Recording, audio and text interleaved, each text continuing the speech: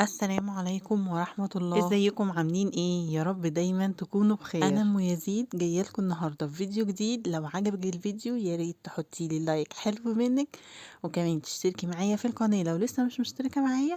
ويلا بينا نسمي الله ونصلي على رسول الله وندخل بسرعه في الفيديو بتاعنا. اللهم صلي وسلم وبارك على سيدنا محمد. النهارده يوم الجمعه، ولازم في كل جمعه يكون عندك تقاليد وعادات لازم تعمليها ما تغيرهاش ابدا في اي جمعه. ومن اهم العادات اللي يا ريت تواظبي عليها هي قراءه سوره الكهف. سوره الكهف مهمه جدا جدا ان احنا نقراها كل جمعه، لان هي بتضيء ما بين الجمعه والجمعه. وطبعا احنا مش في غنى عن فضل سوره جميله زي سوره الكهف. كلها على بعضها مش هتاخد منك 20 دقيقه. فضي نفسك في اي وقت من اليوم، الصبح حتى، هي ممكن من يوم الخميس تبدأيها من مغرب الخميس لغاية مغرب الجمعة، تقرأيها في أي وقت انتي فاضية فيه. المهم تفضي نفسك بس 20 دقيقة تقرأيها فيهم، وإن شاء الله ربنا يكتبك من المغفورين لهم لغاية الجمعة اللي بعدها. كان المقطع كان آخر حاجة في اليوم أنا عملتها. فضيت نفسي في آخر اليوم، قرأت سورة الكهف، شربت كده كوباية شاي وكنت خلاص بحلي. بس أنا حبيت أبدأ بالمقطع ده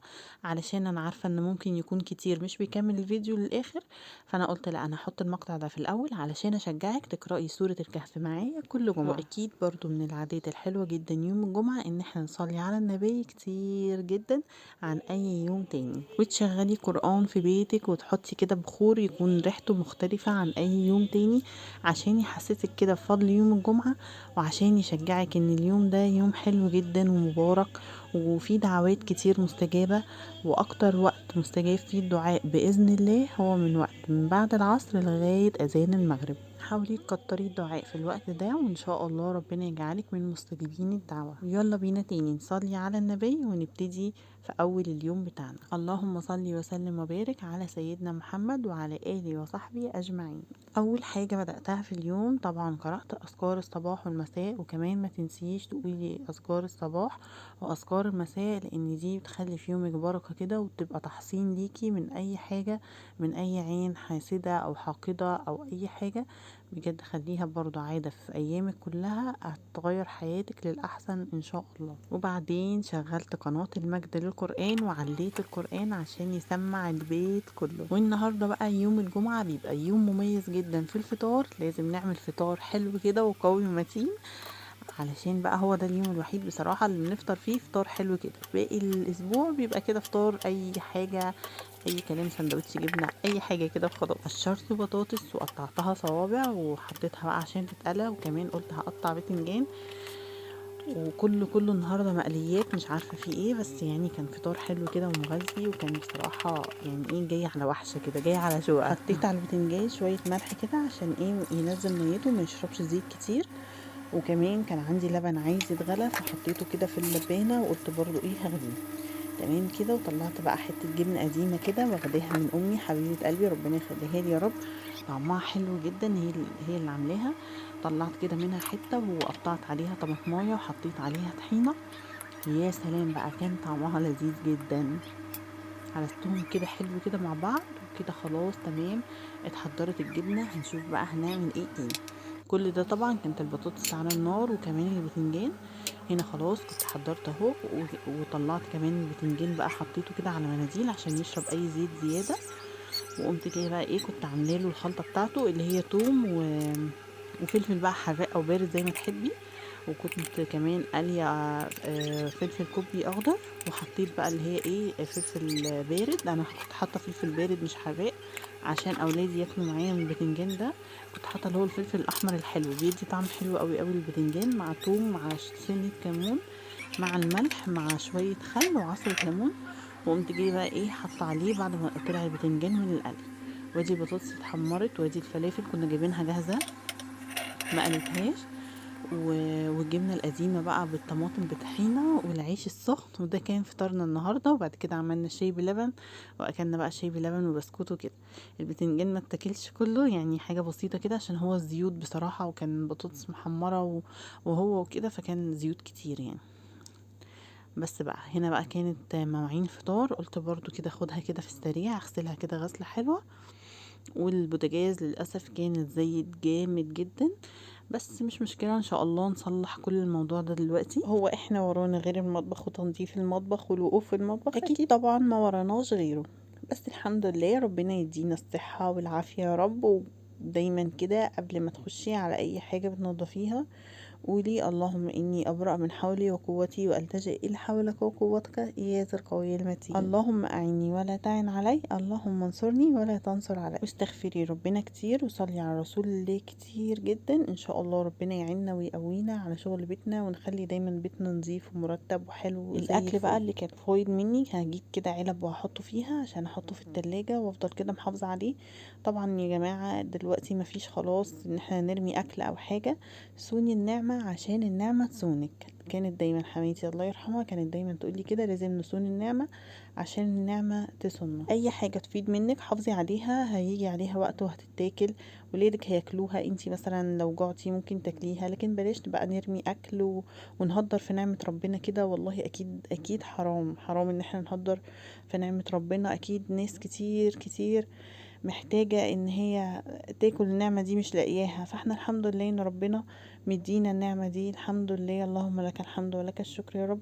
حتى لو كانت بسيطة احنا غيرنا اكيد بيدور عليها، فالحمد لله احنا لازم كده نصون نعمتنا. ما بلاش لو مثلا في الاول كنت بتعملي كوبايتين مثلا يعني رز، والرز ده كان بيفيد منك وكنت مثلا بترميه تاني يوم وبتعملي غيره طازة، حاولي بقى تقللي مثلا في كمية الرز بحيث ان هو ما يتبقاش منك وترميه، لان ان انتي ترمي الاكل ده اكيد حاجة كبيرة عند ربنا وحاجة مش كويسة ابدا. فحاولي على قد ما تقدري ما ترميش اكل كتير يتبقى منك، ولو اتبقى منك اكل مثلا غصب عنك وخلاص وانتي مش في حاجة دي، ممكن تحطيه في علبة نظيفة كده وحلوة وتتصدقي بيه لحد مثلا انتي شايفة ان هو محتاج ان هو ياكل او حاجة. ما فيهاش مشكلة خالص، حطيه كده في علبة حلوة كده بلاستيك اللي هي بتتباع بره دي، خليها دايما عندك. حطيه كده اكل نظيف ويكون نظيف انتي تقبلي ان انتي تاكليه، لكن مش عايزاه زيادة عن حاجتك. لكن مثلا ما يكونش ريحته بايظه او في حاجه مش حلوه فتقولي لا خلاص انا هتصدق بيه، لا يكون الاكل نضيف انت تقبلي ان انت تاكليه، ساعتها حطيه في علبه وبعتيه مثلا لاي حد تعرفيه فقير حواليكي. في تلاجات في الشوارع ممكن بتبقى موجوده للطعام ده، ممكن انت تحطيه في العلبه وتنزلي مثلا لو في تلاجة قريبه منك بتحطيها في التلاجة وتكتبي عليه أكل نضيف، إن هو مثلا لو حد عابر سبيل معدي أو حاجة شاف الأكل ده هيعرف إن هو نضيف وهياكله. ساعتها انتي مش هتاخدي سيئة ان انتي رميتي الاكل، لا بالعكس انتي كده تصدقتي بيه. وطبعا الصدقة دي فضلها كبير جدا جدا عند ربنا. وحتى لو ما تعرفيش انسان مثلا انتي تديله الاكل ده، ممكن برضو تحطيه كده الاكل يعني للقطط مثلا في الشوارع، للحيوانات يعني في الشوارع. برضو اكيد اكيد ربنا هيديكي صدقة عن الموضوع دوت، وهتبقى برضو حاجة جميلة جدا. المهم ايه، ما تتخلصيش منه في الزبالة اللي هي الزبالة اللي احنا بنرمي فيها الحاجة اللي مش حلوة. لا انتي حاولي يعني حاولي على قد ما تقدري، لو عرفتي اي حاجة من الحاجات دي هيبقى افضل بكتير من ان انتي ترميه. انا كنت خلاص هنا خلصت المطبخ ونضفته كويس جدا، وهنا البوتاجاز كان بس عليه شوية زيوت وكده فانا مسحته، ما كانش مستاهل ان انا اغسله، هي بس زيوت كده، مسحته بفوطة نظيفة وخلاص ورجع زي الفل. دخلت بقى كده على اوضه الاطفال قلت اشفطها كده بسرعه، وقلت بقى ايه اشفطها بس بالمكنسه، هي كانت ما فيهاش اي حاجه. والنهارده الجمعه بقى انا بحاول على قد ما اقدر ان يوم الجمعه ده ما يكونش فيه تنظيفات وحاجات كتير، لا سهلي على نفسك كده وخلي كل حاجه كده خفيفه وسهله، بحيث برضو ان انتي تريحي جسمك، تاخدي كده وقت لنفسك.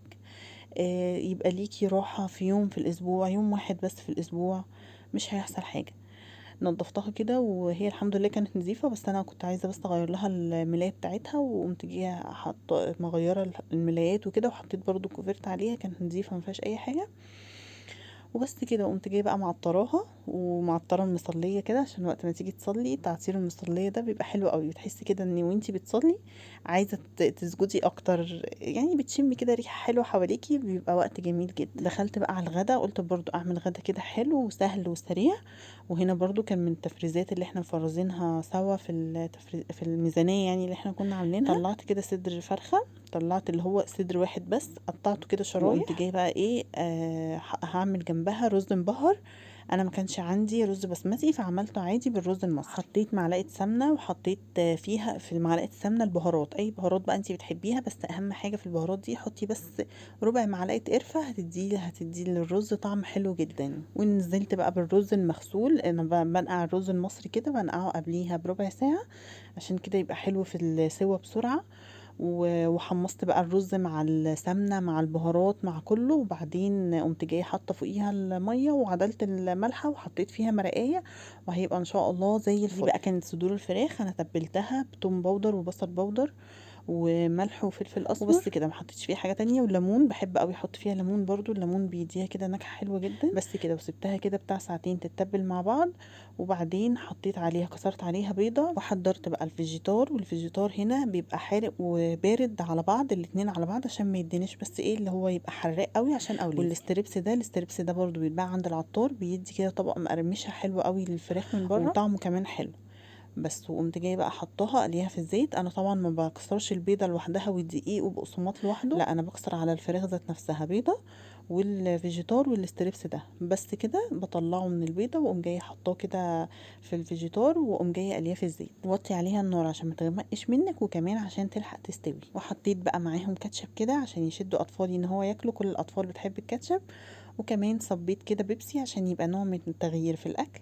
وبس كده، وده كان غدانا النهارده. اللهم لك الحمد، لي ينبغي جلال وجهك وعظيم سلطانك، اللهم طعم كل جائع على وجه الارض. رب اكون ضيفه خفيفه على قلوبكم، ولو لسه مش مشتركه معايا تشتركي معايا وتحطي لايك حلو منك. اشوفكم فيديو